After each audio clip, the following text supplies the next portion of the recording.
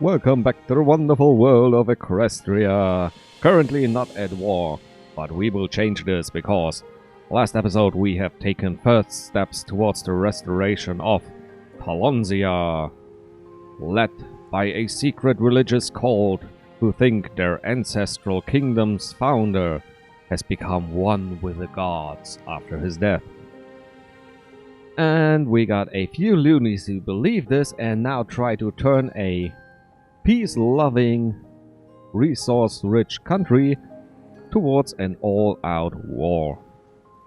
Let's hope some of our neighbors will be friendly and, well, let's call it brainful enough to just join us.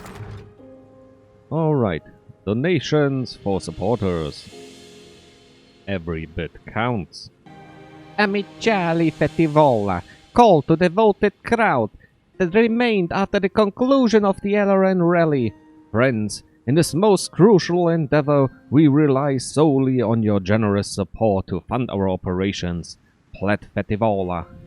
So please, give whatever you can, he gestured towards the large donation bin beside him, where supporters swiftly lined up to make their contributions. Most tossed in coins, but others gave anything from pocket watches to glittering jewelry. "You!" Fetivola heard a veteran voice call to him. In no time an old Grifon in a fine suit was upon him and excitedly shaking his claw. "That was fantastic! In all my years I don't think I've ever heard politicians speak with your ferocity, conviction, and it's so rare to see a Grifon with such respect for our traditions too. Boreas bless you."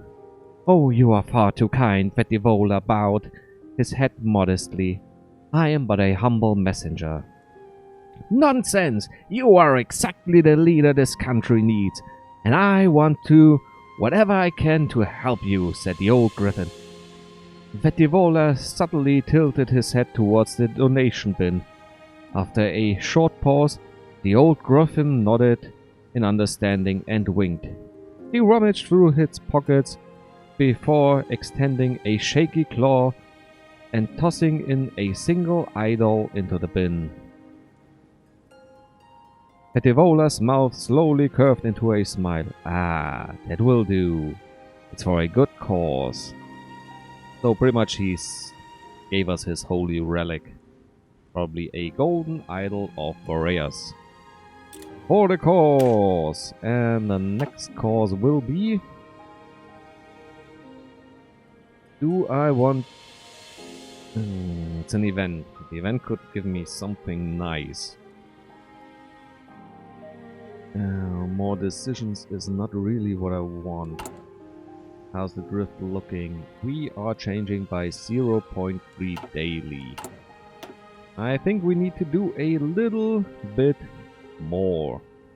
Let's just finish this one up until it climbs up to the 60% we need.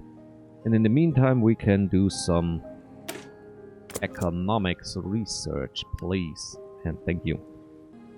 We got enough political influence to get a chief of army, which gives us daily experience gain, which in turn allows us to, change our loadouts, our,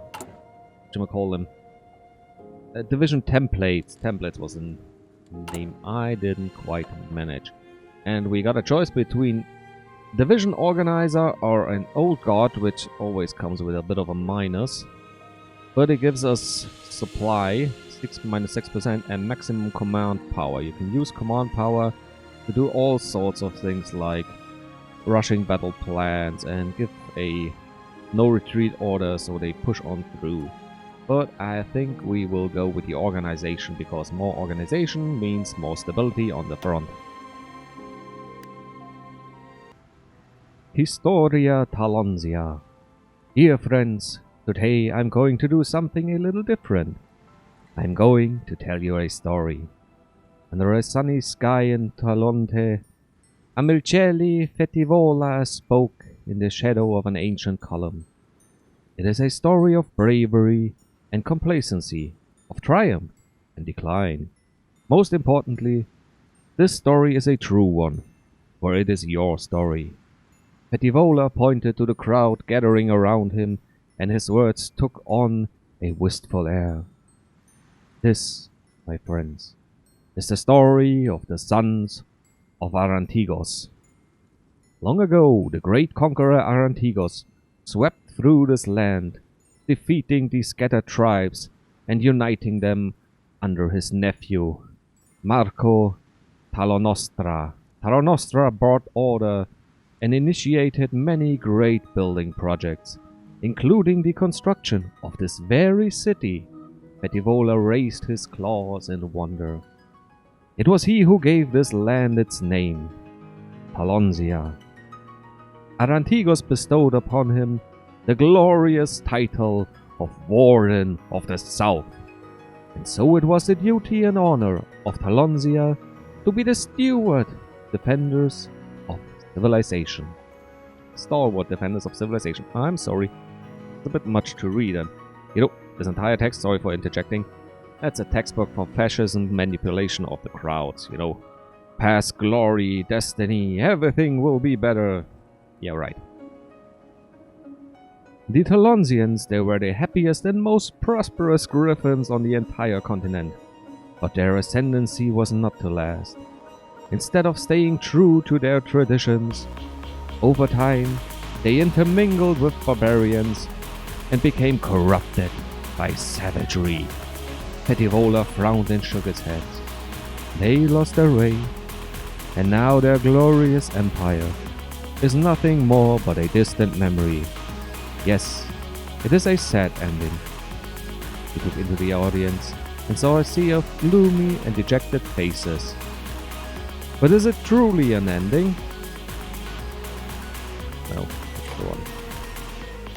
Sorry, it's a bit of a loud one. But is it truly an ending? Fetivola raised an eyebrow. Because I believe in one day those Griffins will become strong again. They will remember the wisdom of their old ways and use it to regain their rightful position. The crowd began to murmur in agreement. But that is just my belief. In the end, it will up to you all to make it a reality. What's past is prologue. What manipulation is? What a devious little mind. Eloran's Civil War. No. Thank you. We don't really have the troops to fight a civil war. We don't have anything. We don't even have troops in training as far as I know, because... well, I could try and train one single infantry unit. Maybe do it twice, but that's about all I can afford right now. Oh, where was I? Alright. Option. This one actually affects us a bit. The Emperor is dead. After a long 40-year reign, the Grifonian Emperor Grover V passed away in the Imperial Palace. So that's the leader of this place, which either can become united and a powerhouse, or it will break apart. Grifonia is now a better place without Grover. One of my greatest playthroughs was actually as the resurrection of the old emperor. I think, no, it's the Yale Rectorate, but it's a unbelievably hard start. I started about 12 times to manage it, because you gotta defend and then expand at the same time while everyone around you is just, well, you're a college. You're a bunch of nerds. And you don't really succeed all too well in the world outside of weapons. But I managed it, and it was great fun to restore the Empire.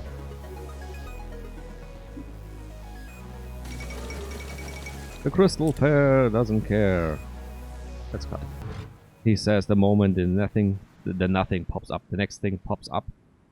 Strategy! Strategy! On a pitch-black night, a guard patrolled the entrance to a nondescript warehouse, wiping his brow in the damp and heavy air. No moonlight filtered through the oppressive, overcast sky. and so he anxiously swept the lantern in a wide arc overhead. In a wide arc ahead of him. Oh, good grief, fallen at the first sentence. On the lookout for intruders. Inside the building, a collection of the highest-ranking LRN party lieutenants sat at a table, with their leader, a stone-faced Amilcare Fetivola. One day I will speak his name correctly, and that the name... It's not the name, it's the day. And then it is the day this stupid accent will be spoken by everyone on this world. And my brain will have melted out of my mouth. Smoke filled the shadowy air as several of the Grifons lit cigars, while others tapped their claws impatiently. After a long and tense silence, Fetivola leaned forward. Gentle Griffs, I have called you here for a sensitive discussion, rumbled Fetivola. As you know, our mission is absolutely vital. The future of Talous hangs in the balance. In defense of it, all actions are justified. He frowned and narrowed his eyes. To be honest with you, our party is in a precarious position. The Telnara continues to poach workers away from us. We will need every edge we can. Fetivola tapped his claw on a pro-FLT poster on the table in front of him. We will have to use unsavory methods and obtain help from unsavory characters. As he spoke, Fetivola pulled out a knife and ran his claw along the edge. Violence, intimidation, vote rigging. Everything is permitted. The only concern is victory. Victory at any cost. As punctuation, he plunged the knife into the table through the FTL poster. Can I trust you all to do what is necessary? Fetivola looked around to his lieutenants and saw no doubt in any of them. Only steely-eyed determination. No hesitation. No remorse. No honor, backbone, and, just being a nice guy. A glorious future, or denounce our rivals. Let's denounce them for a bit. What decisions are available? We got now everything for a necessary plan. We can use political power to change our popularity. Support for popularity increase. Supporters against decrease. A speech. Increase, decrease. And holding and rally.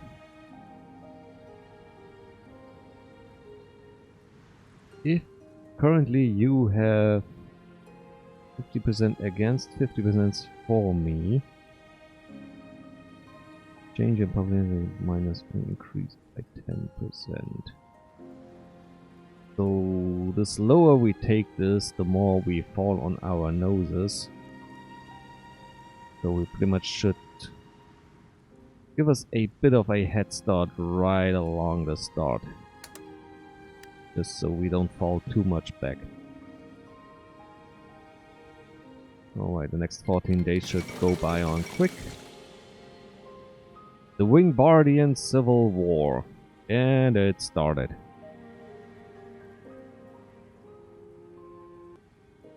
In response to the claims of weakness of the Wingbardian monarchy, a left-wing coalition of communists, socialists, and liberals have risen to oppose Piccolini's march on the capital. Violence has broken out across the nation as anti-fascist forces have seized key government buildings and the army has seen mass defections. The king called on Piccolini to take command of the remaining loyalist forces. Moderates are polarizing, and both sides will soon see waves of volunteers leading to many expecting a long and violent civil war. At least we are free of the cold claws, so this problem took care of itself. Right now we are harmonists, so basically we are on the side of the left wings probably, or the... I know we'll probably be on the side of the king and Piccolini, because the monarchists probably are... These are the left wings, and this is Piccolini, who's already a supremacist with a little bit of harmony background. The old leader, probably.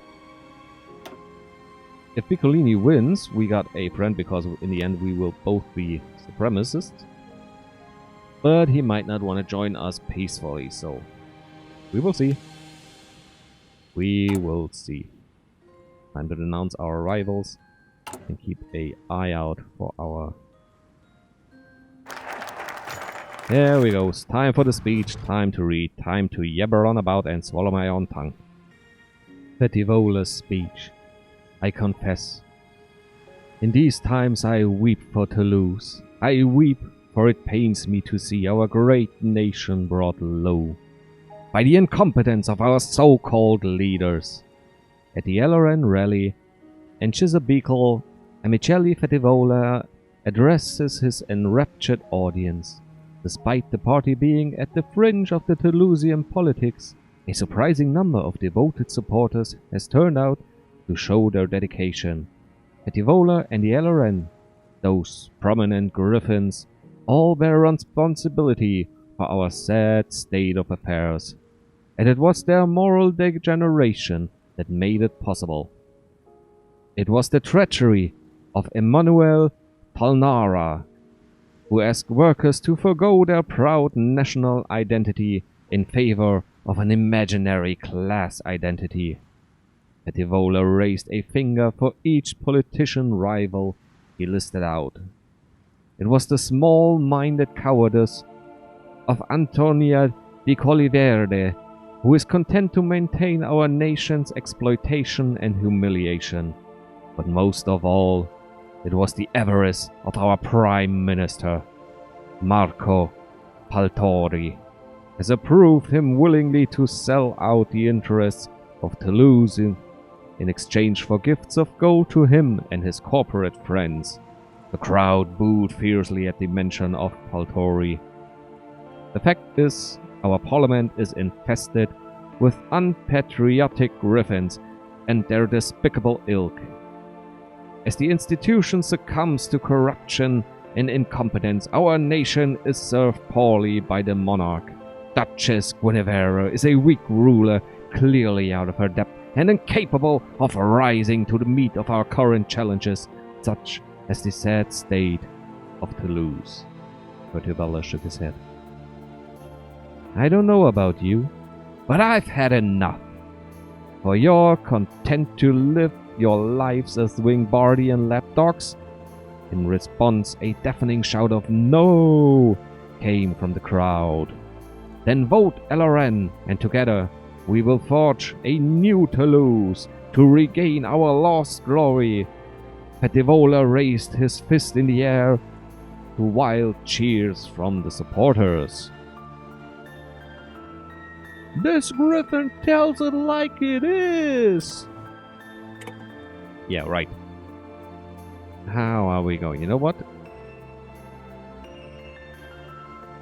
Just be sure, be on the safe side.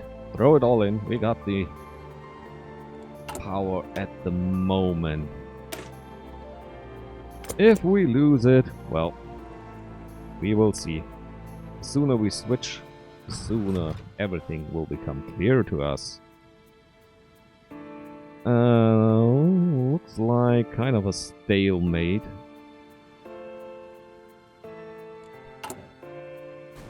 Yeah, it does time out. I know this one. Currently, you have 37 who are against you.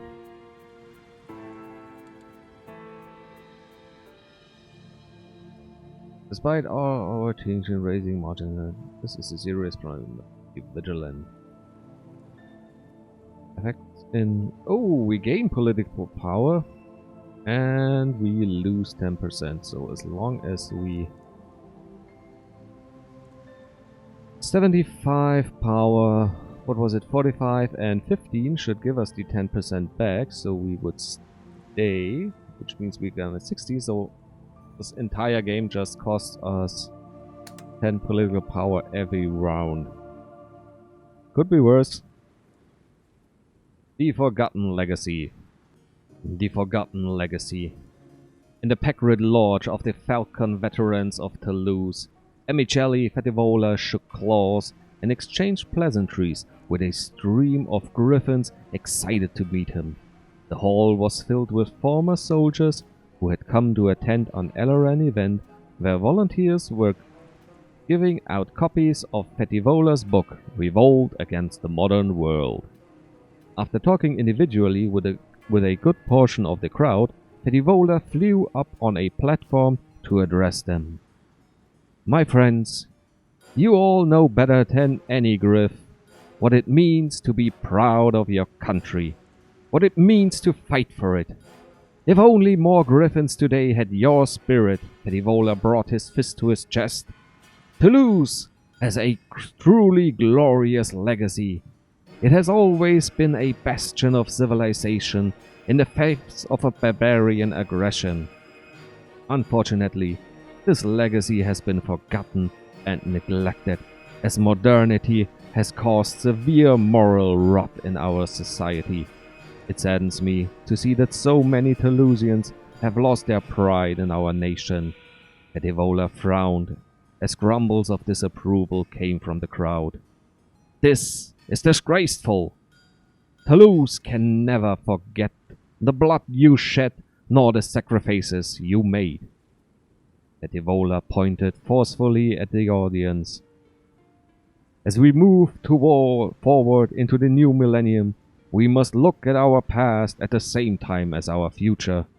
It is time to restore our legacy and take up the glorious mantle of Wardens of the South once again. He raises his fist into the air. Through recourse cheerings from the veterans. Stand up, vote LRN, and defend our nation's honor. We shall rise again. Why is it always the South that rises? Why is it always the South that rebels? You tell me, something's fishy here. Ooh, there's a lot of story, a lot of text, and this ends pretty much the nation building side for now.